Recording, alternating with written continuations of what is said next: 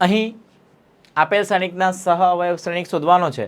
તો આપણે જાણીએ છીએ વિદ્યાર્થી મિત્રો કે 2x2 કક્ષાનું શ્રેણિક હોય તો તેના સહ અવયવ શ્રેણિકને આપણે જો મેળવવો હોય તો સહ અવયવ શ્રેણિકને એડજોઇન્ટ એ તો કહીએ, પરંતુ સહ અવયવ શ્રેણિક શોધવા માટે અગ્રવિકર્ણના ઘટકોની અદલા બદલી કરવી પડે.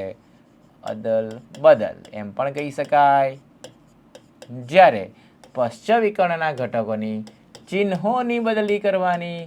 ચિહ્ન બદલી એટલે કે અંદર અદલા બદલી નહીં, પ્લસ હોય તો માઇનસ ને માઇનસ હોય તો પ્લસ કરવાના. બરાબર છે. તો આમ અગ્રવિકર્ણના ઘટકોની અદલા બદલી કરો તો 4 1 મળે.